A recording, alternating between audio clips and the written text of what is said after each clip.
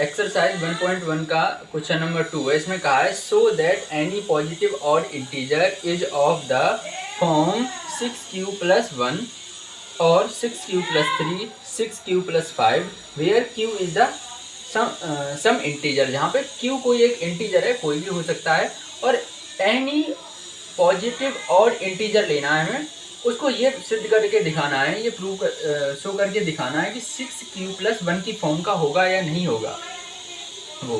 तो हिंदी में एक बार समझ लेते हैं। दर्शाई है कि कोई भी धनात्मक विषम पूर्णांक धनात्मक होना चाहिए, विषम होना चाहिए और पूर्णांक। तो पहले पूर्णांक को समझ लेते हैं। तो पूर्णांक क्या होते हैं? 0 प्लस वैल्यूज और माइनस वैल्यूज, इन सब को मिला के पूर्णांक बोलते हैं। विषम की बात, धनात्मक की बात की है तो धनात्मक क्या होंगे?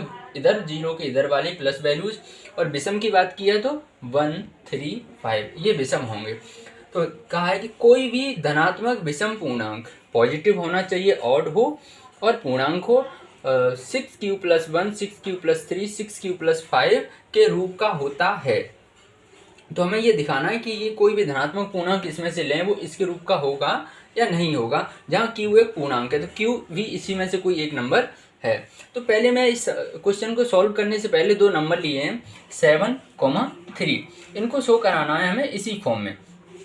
तो देखो 7 यहाँ पे डिविडेंड है और 3 क्या बन जाएगा? Divisor, according to Euclid division algorithm.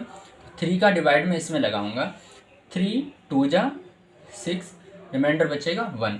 इसको इस फॉर्म में कैसे लिख सकते हैं? A = V × Q + R। ये हमारा इक्वलाइड डिवीजन एल्गोरिदम है।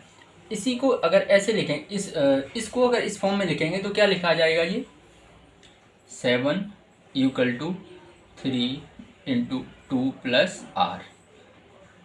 R की जगह हमारा रिमाइंडर 1 है तो 1 लिखेंगे, इस तरह से लिखा जाएगा। अब ये दो नंबर थे, इनके लिए हमने इसको इस तरह का लिख दिया। तो बोला था कि इन दो नंबर को ये, अब इसमें देखें हम तो ये ऑड नंबर भी है और इंटीजर भी हैं और धनात्मक भी हैं, इनको इस फॉर्म में लिख दिया हमने। अब ये तो नंबर थे इसलिए हमने आसानी से कर लिया। अब इसने कहा है कि कोई भी एक लीजिए नंबर, ये हमने 3 और 7 और 3 अपने अकॉर्डिंग ले लिए थे, इन्होंने कहा है कि कोई भी ले लीजिए, तो हम उसे लेट कर लेते हैं। लेट ए एनी पॉजिटिव इंटीजर।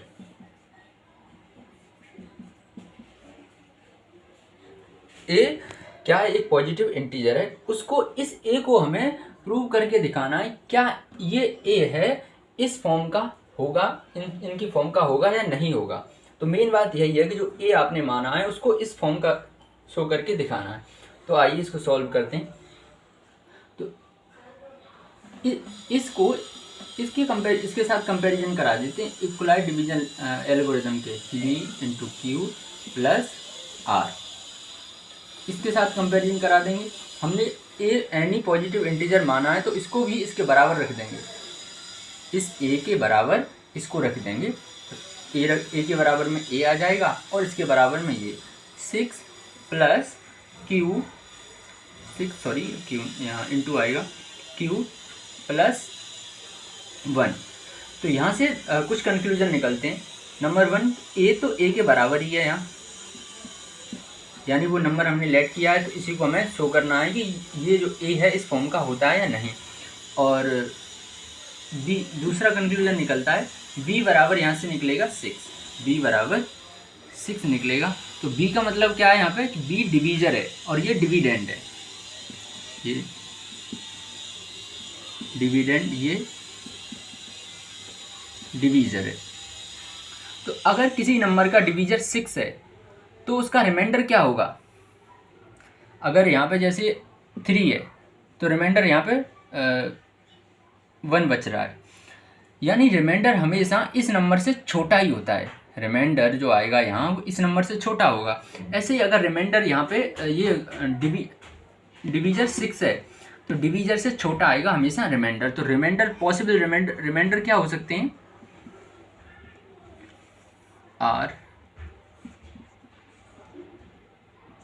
= या तो 0 होगा रिमाइंडर, या 1 हो सकता है, या 2 हो सकता है, या 3 हो सकता है, या 4 हो सकता है, या 5 हो सकता है, 6 नहीं होगा। क्यों कि अगर डिवीजर 6 हो जाएगा और यहाँ पे भी 6 होगा, रिमाइंडर में भी, तो 1 टाइम डिवाइड चला जाएगा, तो 6 नहीं होगा। तो इससे हम एक इस तरह से लिख सकते हैं, जो r होगा वो या तो 0 के बराबर होगा, या 0 से बड़ा होगा, या लेस देन होगा 6 के। r 6 से तो छोटा होगा, 6 से छोटा होगा, और 0 के बराबर या 0 से बड़ा होगा। चौथा कंक्लूजन ये है, ये हम जानते हैं कोसेंट जो होता है वो या तो 0 के बराबर होगा या 0 से बड़ा होगा हमेशा। क्योंकि जो कि कोसेंट होता है किसी नंबर का डिवाइड कितने टाइम गया, तो यहाँ 2 बार गया था। ऐसे ही हो सकता है एक भी बार ना जाए तो 0 आ सकता है, एक बार जाएगा तो 1 2 3, तो 0 से वो बड़ा होगा या 0 होगा। ये 4 कंक्लूजन है, आपको ध्यान में रखनी। अब ये आसानी से सॉल्व हो जाएगा। हमसे ये कहा है कि a बराबर 6q + 1 इस तरह का होता है या नहीं, तो उसको हम करके देखते हैं। पहले देखेंगे यहाँ से कि रिमाइंडर क्या है हमारा 0, तो रिमाइंडर 0 लेंगे तो a = 6q। 6 तो फिक्स है, यहाँ नंबर ऑलरेडी b का गिवन है 6, और q का वैल्यू भी फिक्स है। इन्होंने कहा है कि सम इंटीजर, कोई भी इंटीजर हो सकता है, कोई भी धनात्मक पूर्णांक होगा, तो ये कुछ भी हो सकता है। अगर रिमाइंडर 0 होगा तो यहाँ 0 आएगा। तो a कैसा आएगा इस केस में, क्योंकि रिमाइंडर की वैल्यू 0 है और q की वैल्यू कुछ भी है, मान लो 1 है, तो 1 का 6 में मल्टीप्लाई करेंगे तो क्या आएगा 6। तो इस केस में ये सॉल्व हो कि a की वैल्यू कितनी आ जाएगी 6 आएगी। तो ये किस तरह की आई इवन a बराबर 6q प्लस रिमाइंडर अभी 0 था, अब 1 ले लेते हैं, तो यहाँ आ जाएगा 1। तो इस केस में a की वैल्यू क्या आ जाएगी, अगर q की वैल्यू मान लो 1 है तो 1 बन जा 6 बन जा 6 ही होगा, और 1 ऐड करेंगे 7, तो इस केस में क्या आएगी 7, और 7 कैसा है, एक ऑड नंबर है। ऐसे ही a बराबर 6q + 2, जब हम रिमाइंडर ये लेंगे तो यहाँ पे क्या आ जाएगा, फिर 8 आ जाएगा, ये ऑड नंबर होगा, क्योंकि यहाँ पे 1 होगा तो 6 और 2 8, a की वैल्यू क्या आ जाएगी 8। इसको सॉल्व करने पर a की वैल्यू क्या आ जाएगी 8, सॉरी ये ऑड नहीं इवन नंबर है।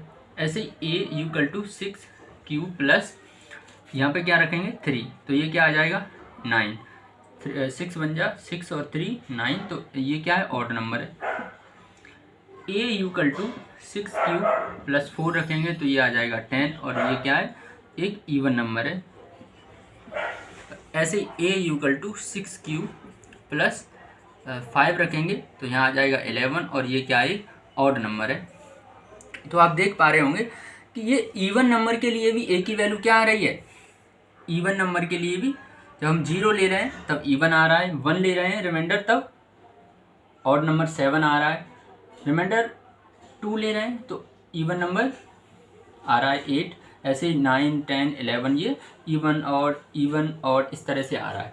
तो a की वैल्यू इवन के लिए भी होगी और ऑड के लिए भी होगी। जो यहाँ कहा है कि किसी भी विषम पूर्णांक, धनात्मक विषम पूर्णांक के लिए ये बात सही होगी कि नहीं, तो हमने a की कुछ वैल्यू निकाली, वो इवन नंबर के लिए भी आ रही हैं, ऑड नंबर के लिए भी आ रही हैं, तो हम कह सकते हैं हाँ ये बात ठीक है।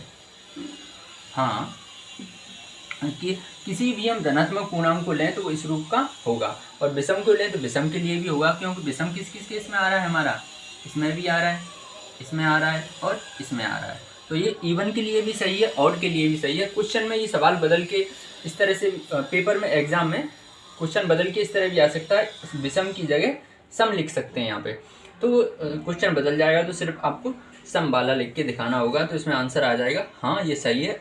इस तरह की कैलकुलेशन आपको करके दिखानी है। ये कैलकुलेशन का पार्ट नहीं था, सिर्फ समझाने के लिए मैंने बनाया इसको।